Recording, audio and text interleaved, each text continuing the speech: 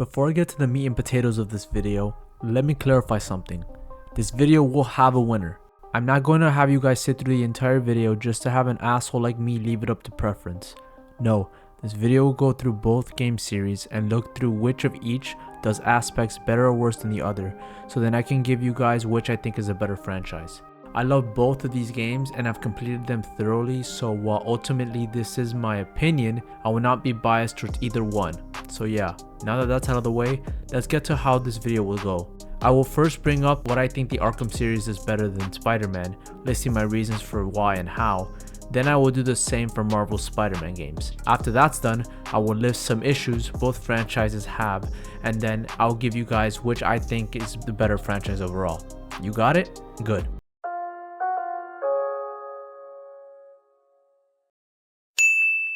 The innovators of the free-flow combat system. They practically improved and refined their combat in every way with each installment and refined it to near perfection in Arkham Knight. It is fluid, the speed at which you attack enemies is satisfying and incentivizes you to continue going. The counter system helps with multiple enemies coming at you and supports better crowd control. The sound effects when you punch, kick, or break somebody's bones gets emphasized and is arguably as important to the overall experience of the combat as the animations are. All this makes the free-flow combat in the Arkham series just addicting to play. You can use your environments to your advantage, you can have the Batmobile take enemies down, and the dual takedowns in Arkham Knight provide variety from the already great Batman combat with characters like Nightwing and Catwoman spicing up the system further.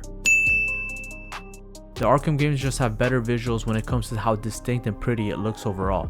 While Spider-Man does have far better fidelity and performance graphically, the art in the Arkham series just stands out more. This has more to do with just how gothic and comic booky the world of Arkham looks compared to the more realistic setting of New York is in Spider-Man. That's not to say you can't have the same look for Spider-Man. I mean, things like Shattered Dimensions and the Spider-Verse movies does a great job making New York City artistically beautiful. I mean, compare the nighttime settings for both Arkham Knight and Spider-Man PS4 and look at the differences between both games. While Spider-Man looks more like how it should look in real life, Arkham Knight's art direction, lighting, and rain physics just make the visuals pop out more.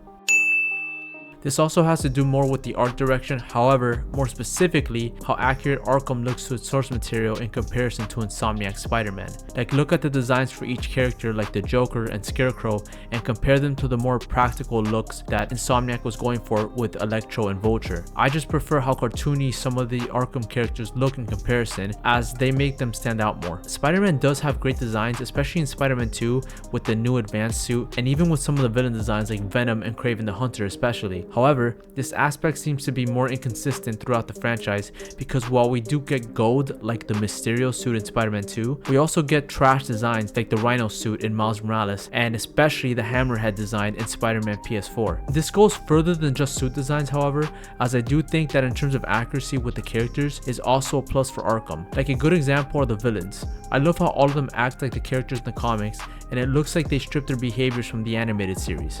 In comparison with the Spider-Man games, where they needed to change MJ's character to fit more of a reporter because they couldn't find a way to fit MJ's character from the comics to fit with the world that they already established in the game. Or how even with Peter's character, which while it worked well in the games, still isn't anywhere near as close to how Peter was in the comics. The point is that Rocksteady made a game franchise around the character designs and behaviors, while Insomniac made the character designs and behaviors work around the world that they were already building. I just vastly prefer the way Rocksteady approached it. With every Arkham title, Rocksteady managed to innovate and push the gameplay and world design elements further than Insomniac did with Spider-Man. Though I will say that has more to do with the fact that Insomniac actually had previous games like Spider-Man 2 and Web of Shadows that already pushed the open world Spider-Man games to a higher bar. Rocksteady, on the other hand, didn't have any reference to go back to because, let's face it, good Batman games before the Arkham series were just non-existent. That being said, from Arkham Asylum to Arkham City, they managed to innovate their games from the open world design to the combat. They upgraded the traversal gliding mechanics. They even innovated further with Arkham Knight with the Batmobile. I also think that Rocksteady took the more reserved approach, starting small with Asylum and building up the scale with each game. On the other hand, Insomniac right out the bat made a massive open world game with the first installment, making it more difficult for them to continue to scale up from their already massive open world. Not only that, but Insomniac looks to have set out, rather than innovating on what came in the past, they decided to take all the good elements from past Spider-Man games and incorporate them into their iteration. which isn't bad per se, but that approach doesn't allow for the superhero game medium to get pushed forward the way the Arkham series did. Speaking of the open world, Arkham's Gotham City and the way that they design their games just looks better than Insomniac's world. While Insomniac's New York City and Spider-Man definitely looks more realistic, especially with how good some of the people online managed to make it look like real life with photo mode, the way the city and night guides you looks far more compelling than the generic point marker that we have seen in Spider-Man games since 2004. There's no mini-map in Arkham Knight, something that has been outdated in open world games since forever. Rather, it uses the compass on the top of the screen to guide the player forward. Using the minimap really defeats the purpose of an open world traversal system, since it incentivizes you to look at the map when you can't find something rather than having the world itself leading you to the objective that you need to go to. The story's pacing in the Insomniac games have always been a problem. However, it wasn't any more obvious than it was in Spider-Man PS4 with those MJ missions and how long it took for the story to get going. In Arkham, they managed to balance the story pacing so effectively that you never felt bored playing throughout the story. Asylum is where you felt how good the pacing is because the setting is placed in a compressed asylum where in every turn there are bad guys ready to take you out. You always felt on high alert every time you go through a corridor or a new part of the asylum, and for the player that works wonders. The weakest part the story's pacing got in the series was in Arkham Knight, where I did feel bored playing some missions compared to others. However, this seems to be more of an open world problem in general. I don't think I need to really explain myself here. If there's one thing I think we can all agree on, is that the Predator missions in Arkham are incredible. The level designs, the way the enemies react to you taking each member out, the amount of ways you can take down an enemy, and just how great the AI is just puts it over the top over Insomniac's Spider-Man games. Backup requested for a pursuit in progress. Location is Little Tokyo. While Arkham does have better combat for the most part, Insomniac cooked tremendously with its story. The character arcs from Peter to Doc Ock to Miles Morales all blended together and evolved so well throughout the 3 games and made the story feel like a blockbuster movie rather than just a simple premise that the Arkham games have had with their stories. Even when Rocksteady tried to make a movie-like story game with Arkham Knight, it just doesn't hold a candle to the work that Insomniac did with Spider-Man. There's a reason why many people called Spider-Man PS4 the best Spider-Man movie when it launched in 2018. Not just that, but the emotions from the voice acting to the story elements present in the game made New York City a place that you feel like you need to save.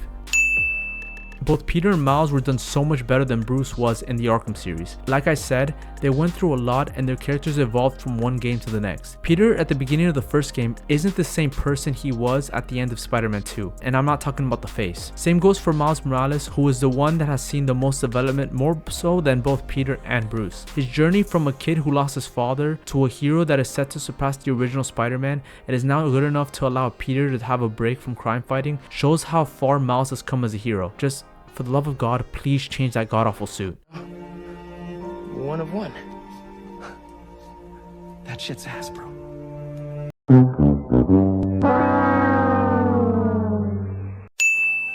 Yes, I know what you guys are going to say. The Mr. Freeze boss fight is iconic, and also the Scarecrow levels are so good. I'm not doubting that. I know all this already. But overall, the boss fights in Insomniac's Spider-Man are just more consistent, and after Spider-Man 2, just superior. In the first game, you can fight 2 villains at the same time, and the boss fight with Doc Ock manages to be just as emotional as Aunt May's death. In Miles Morales, they improved on the boss encounters with higher skill boss fights like the Rhino chase scene at the mall, and the epic final boss fight with Finn at the end. But where this really tips the scales in Insomniac's favor is in Spider-Man 2, where every boss fight felt like a blockbuster action set piece. Like, imagine starting your game with a Kaiju Sandman boss fight that levels the entire city like it was in the first mission, or a lizard boss fight that has multiple stages from fighting in the sewers to chasing him across the city, or playing as Venom having to fight Kraven the Hunter to the death. Like, in comparison, I take this over like all the boss fights in Arkham Knight. It's just, come on guys, it's not even close here.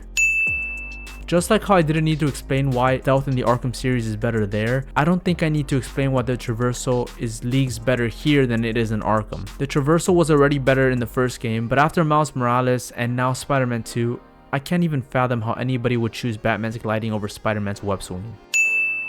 The Arkham games did a fantastic job when it comes to the world building of Batman. However, I think in terms of the character arcs evolving in Spider-Man's world and how Insomniac has a drive to connect a larger Marvel world with Spider-Man from the very beginning, I think this goes to Spider-Man. Not just that, but Miles Morales introduces a set of characters that has and will flesh out Insomniac's world, and with the ending of Spider-Man 2, they're going to continue to scale out the world building even further. This is up to preference, as I do think both soundtracks are great. If you prefer the more somber and dark melody soundtrack of the Arkham series, then that's all up to you. I mean, I'm not gonna argue that. However, I chose Spider-Man soundtracks overall because I just think there's more variety to it. The first game has a more classic Danny Elfman style that you would hear in the original Spider-Man trilogy. I think Miles Morales hones a lot more to the Spider-Verse movies, adding a lot more style and sounds that fit Miles more. And Spider-Man 2 not only mixes the two sound elements together, but also introduces a far darker tone with the addition of Harry as Venom and Kraven the Hunter. Overall, I just think there's more variety with the soundtracks in the Spider-Man games than there is in the Arkham series. Now that that's done, I'm gonna go over what I think are issues in both franchises. This is not a large category or large section of the video, so I'm just gonna go by quick with it. When it comes to Arkham, I just think that Batman is the least interesting thing about this entire game series. I mean, come on. I love these games. Bruce Wayne is about as interesting here as a bag of sewer water. I think the main attraction when it comes to the characters in these games are the villains, specifically the Joker. Arkham Origins does a way better job fleshing out Batman than Rocksteady ever did in the Arkham trilogy. I don't like how Batman treats Nightwing and Robin, and how we couldn't get a relationship with them like how Insomniac allows Peter and Miles to have in their games. It was the biggest missed opportunity for them not to let the relationship grow. I also don't like how little Rocksteady treated Batman's villains overall in terms of them having anything to do. Scarecrow was the only character in the series, apart from the Joker, to do anything worthwhile in the franchise, and even then I think they managed to screw him up. I just don't think Scarecrow is that interesting enough as a villain to make him the main villain of Arkham Knight, or at least this iteration, because I do like Scarecrow in other forms of media. I also don't think Jason Todd is that interesting also. In fact, I think he's a whiny baby here to make him feel anything like a threat. I think they nailed the villains in terms of behavior and attitude. However, I just wish they pushed their characters forward to have them do anything interesting rather than just have them be bosses for Batman to fight. For Spider-Man, Peter just doesn't have that edge or attitude factor that made the 616 version of the character more interesting. In the comics, Peter doesn't take shit from anybody. In Insomniac's games, he consistently lets Sable, a person who is physically weaker than he is, push him around like he can't do anything about it. Like, Peter, my guy, you're Spider-Man. Don't let this person treat you like a chump. In Miles Morales, he gets beaten by Rhino when this guy has fought him for years and knows how to deal with him by this point. Had Miles not been there to save him, he would have died. And in Spider-Man 2, he consistently needs Miles to save him and gets beaten multiple times. He even almost dies in a melodramatic way after getting stabbed in the stomach. This is the same guy who's been stabbed by Scorpion multiple times in the first game with poison and manages to make himself a cure while hallucinating. Mind you, this is a Spider-Man with 10 years of experience at this point. This should not be happening, and it's purely because Insomniac couldn't find a clever way to balance this power scaling between both characters. Both of these franchises raised the bar for superhero games, and they're the prime example that superhero games can be game of the year quality and should be taken seriously. However, only one of these franchises can be the winner, and as I did promise, there is ultimately one winner, and that is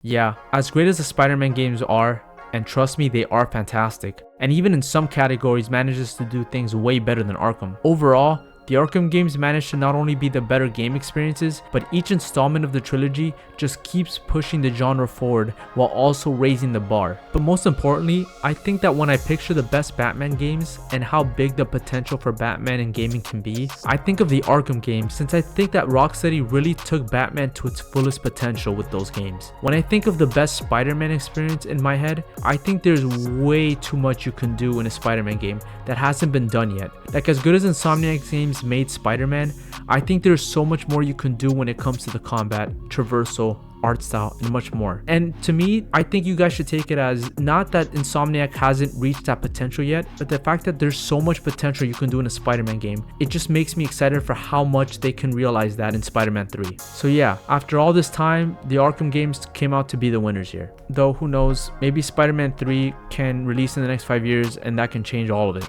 Or maybe that new Wolverine can come out and just shut my mouth. Who knows? Well, that's it for the video, guys. If you guys agreed or disagreed, please let me know. If you guys agreed with, you know, why I think Arkham is better, that would be awesome if you guys would give it a like. If you guys disagree and think the Spider-Man franchise is better, please let me know, because honestly, I think this is pretty close. Again, Insomniac still hasn't finished their franchise with the Spider-Man franchise here. There's still Spider-Man 3 to come, so I know that Spider-Man 3 could maybe push the scales in Spider-Man's favor. Yeah, but yeah, thank you guys so much for watching, and I'll see you guys in the next video.